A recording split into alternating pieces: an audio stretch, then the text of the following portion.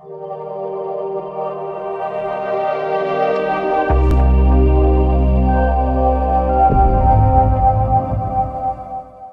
दोस्तों welcome in discover Rajasthan keep discover keep learn. Last class में हमने मारवाड़ के राठौड़ में मालदेव तक यहाँ पे पढ़ लिया था। ये आपके जूनियर अकाउंटेंट टीआरए के लिए बहुत इंपॉर्टेंट क्लास है। पार्ट 2 है आपका। पार्ट 3 में आपका मारवाड़ के राठौड़ कंप्लीट हो जाएंगे, फिर अपने बीकानेर के राठौड़ एक क्लास में करेंगे। फिर से आपका सिलेबस यहाँ पे कवर हो जाएगा, कोई दिक्कत वाली बात नहीं है। तो स्टार्ट करते हैं इसमें। अब मालदेव तक देखो हमने पढ़ लिया था, ठीक है। अब क्या होता है मालदेव के बाद? अब मालदेव के ये पुत्र होते हैं दोस्तों, कौन कौन से? राम, उदय सिंह, चंद्रसेन, रायमल। अब देखो जो रायमल है ये तो सिवाना चल जाता है, सिवाना, ठीक है। और यहाँ पे क्या है कि जो चंद्रसेन है ना, इसको राम और उदय सिंह का सामना करना पड़ता है सत्ता में आने के लिए। मालदेव इसको उत्तराधिकारी बनाता है। अब यहाँ पे राम और उदय सिंह दोनों क्या है, अकबर की शरण में चल जाते हैं। कहाँ पे? अकबर के पास चले जाते हैं ये तो। अब फिर उसके बाद क्या होता है कि उदय सिंह यहाँ पे फलोदी चला जाता है। अब दोस्तों जो मेन चंद्रसेन यहाँ पे, ये रायमल है, ये चल जाते हैं सिवाना। तो अगला शासक जो रहता है मारवाड़ का मालदेव के बाद, तो वो होता है राव चंद्रसेन रहता है दोस्तों। अब इसका जो शासनकाल 1562 से 1581 के मध्य रहता है। अब जो दोस्तों चंद्रसेन है, इसके कई उपनाम है। इसे मारवाड़ का प्रताप भी कहते हैं, क्योंकि इसने अकबर की मरते दम तक अधीनता स्वीकार नहीं की, मुगल अधीनता। और प्रताप का अग्रगामी कहते हैं। क्यों कहते हैं? क्योंकि प्रताप से पहले ये जंगलों में भटकता रहा, लेकिन इसने क्या किया, अकबर की अधीनता स्वीकार नहीं की। प्रताप का पथ प्रदर्शक भी इसे कहते हैं, और भोला बिसरा राजा भी इसे कहते हैं। अब चंद्रसेन ने भद्राजुन और सिवाना में रहकर मुगल सेना का सामना भी ये करते रहे अंत समय तक। अब दोस्तों क्या बात आती है, देखो इससे पहले क्या होता है कि वो तो चले गए थे अकबर की शरण में। तो अकबर क्या करता है, 1564 में हुसैन कुली खां को भेजता है जोधपुर पे आक्रमण के लिए। अब यहाँ पे चंद्रसेन क्या चले जाते हैं भद्राजुन। अब भद्राजुन है ना, तो भद्राजुन जाने के बाद एक अकबर दरबार लगाता है 1570 ईस्वी में। अब ये इस दरबार में जाते हैं नागौर में। अब लेकिन ये क्या है कि मुगल अधीनता यहाँ पे स्वीकार नहीं करते, इनके खुद के उसूल हैं, ये ध्यान रखना, ठीक है। यहाँ पे ये जाते हैं लेकिन मुगल अधीनता स्वीकार नहीं करते। अब इसके बाद क्या है कि फिर 1574 में जलाल खां जाता है आक्रमण करने भद्राजुन। यहाँ से ये सिवाना चले जाते हैं जंगलों में भटकते हुए। फिर इसके बाद 1778 में शाहबाज खां और बीकानेर का शासक कल्याणमल का पुत्र यहाँ पे राय सिंह आक्रमण करता है। फिर यहाँ से ये रामपुरा के पहाड़ों में चले गए और यहीं अपना अंतिम जीवन बिताते हैं। लेकिन ये मुगल अधीनता दोस्तों स्वीकार नहीं करते हैं राव चंद्रसेन, इनका ध्यान रखना है आपको, ठीक है। इसीलिए इन्हें प्रताप का पथ प्रदर्शक कहा जाता है। और 11 जनवरी 1581 को इनका देहांत भी हो जाता है। अब दोस्तों नेक्स्ट जो इसका उत्तराधिकारी आता है वो आता है मोटा राजा उदय सिंह। इसका शासनकाल 1583 से 91 ईस्वी के बीच में रहता है। अब क्या होता है, 81 से 83 के बीच में मध्य मारवाड़ खालसा केंद्र, मतलब खालसा था। मतलब खालसा किसे कहते थे? जो केंद्र सरकार के अधीन होता था उसे खालसा कहते थे, खालसा राज्य। अब 1583 में क्या है कि अकबर उदय सिंह को है ना मुगल अधीनता स्वीकार करवा देता है। तो मुगल अधीनता स्वीकार करने वाला मारवाड़ का प्रथम शासक कौन है? मोटा राजा उदय सिंह। और जोधपुर का शासक यहाँ पे नियुक्त कर देता है। और मोटा राजा की उपाधि, ये ध्यान रखना है कि इसे मोटा राजा की उपाधि कौन देता है? अकबर ही इसे मोटा राजा की उपाधि देता है। अब बात क्या आती है कि मोटा राजा उदय सिंह की एक पुत्री आती है दोस्तों, जगत गुसाई, ठीक है। अब ये जोधपुर राज्य के होने के कारण इसे जोधाबाई भी बोला जाता है। अकबर का पुत्र आता है जहांगीर, इसके साथ इसका विवाह होता है। तो ये प्रथम मुगल राजपूत विवाह है। अब इसके बाद उदय सिंह का एक पुत्र आता है दोस्तों, किशन सिंह। ये क्या करता है, 1609 ईस्वी में किशनगढ़ बसाया और राठौड़ों का तीसरा ठिकाना यहाँ पे बनाता है ये भी। अब इसके बाद दोस्तों जो प्रमुख शासक आता है वो आता है राव सूर सिंह, जो कि 1595 से 1619 ईस्वी का शासनकाल रहता है। इसके समय भी कोई खास चीजें नहीं थी, बस इतना याद रखना कि अकबर ने यहाँ पे सवाई राजा की उपाधि किसको दी? सूर सिंह को दी।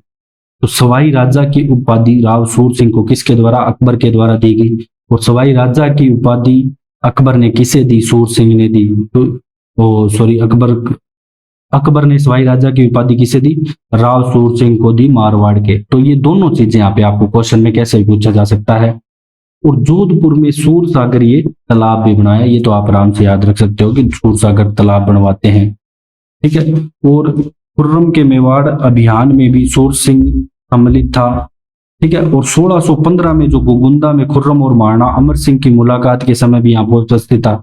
तो इतनी चीजें आपके एग्जाम के लिए इंपॉर्टेंट नहीं है। अब अपने बात करेंगे महाराणा गज सिंह के बारे में दोस्तों। अब जो गज सिंह है ये 1619 से 1638 ईस्वी तक इसका शासनकाल रहता है। और जहांगीर है ना, गज सिंह के लिए तिरपाव भेजा और बुरहानपुर में उसके टीके का दस्तूर किया। मतलब जब ये शासक बना था ना तो ये बुरहानपुर में था।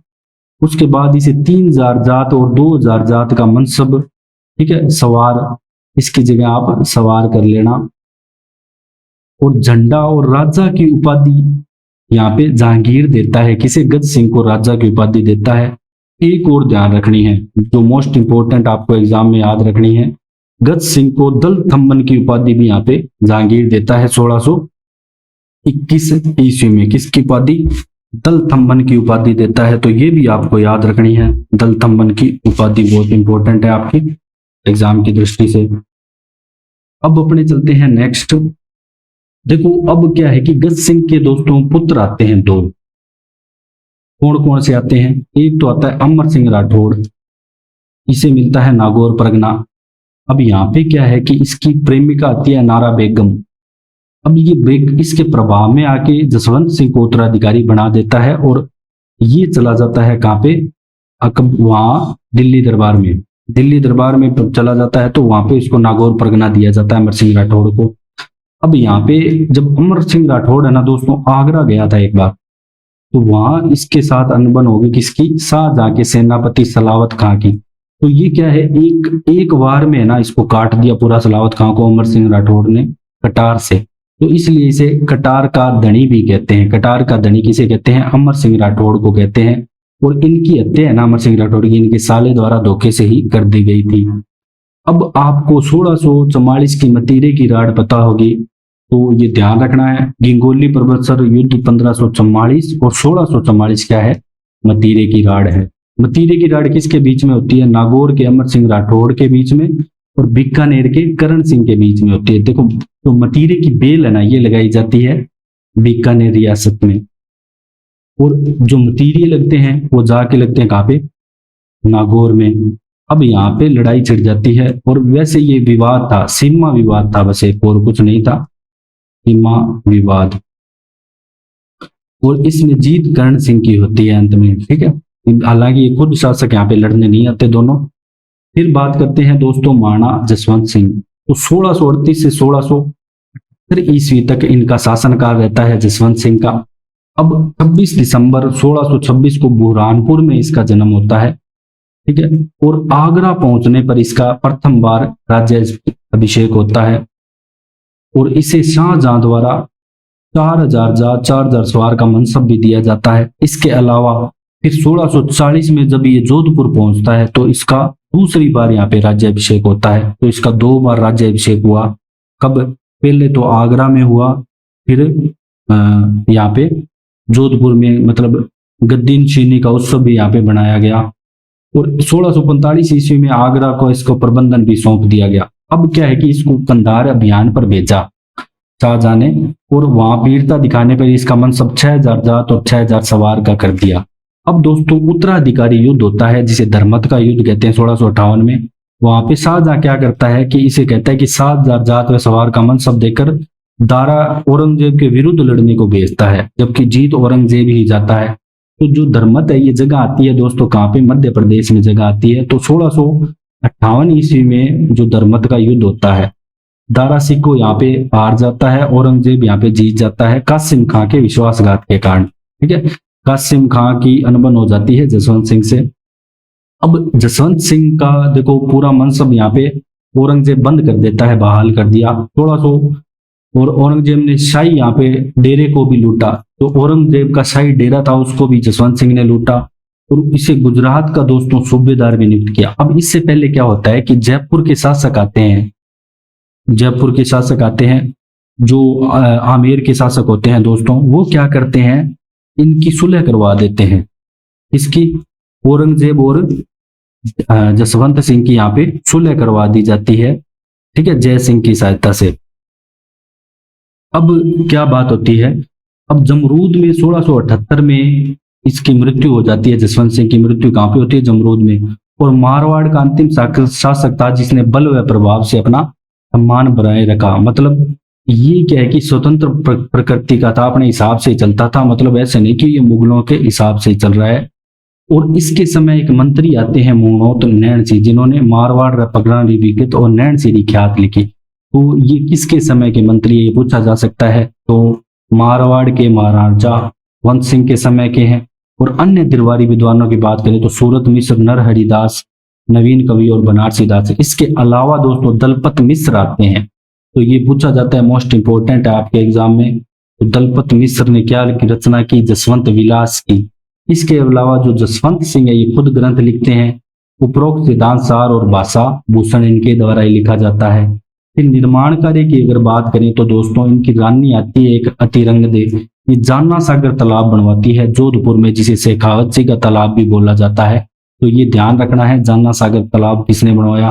फिर इनकी पत्नी आती है जसवंत, जो राई का बाग और कल्याण सागर बनवाती है। अब जो कल्याण सागर है ना वो रातानाड़ा के नाम से जाना जाता है। तो राई का बाग, कल्याण सागर जसवंत दे ने बनवाया। तो दोनों बातें आपको याद रखनी है। फिर इसके बाद दोस्तों जो शासक आते हैं इंपॉर्टेंट, वो अजीत सिंह आते हैं।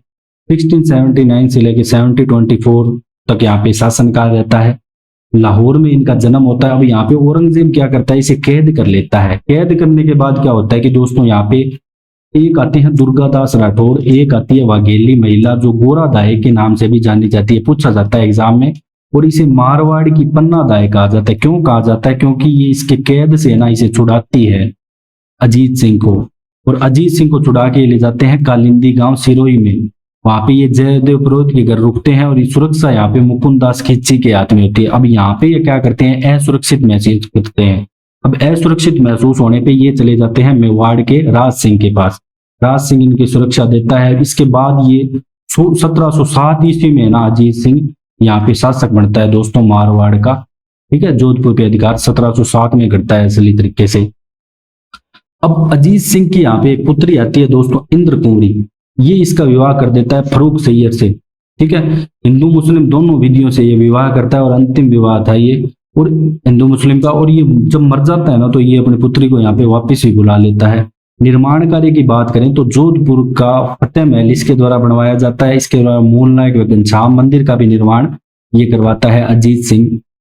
फिर जो अजीत सिंह द्वारा लिखे गए ग्रंथ है वो दुर्गा पाठ, भाषा और गुण सागर हैं। तो यही आपका दोस्तों आज का पार्ट 2 कंप्लीट होता है। अगली क्लास में अपने मारवाड़ का जो बाकी बचा हुआ इतिहास कंप्लीट करेंगे। अगर आपको हमारा कंटेंट पसंद आया तो आप डिस्कवर राजस्थान को शेयर करें, सब्सक्राइब करें। Thanks for joining discover Rajasthan.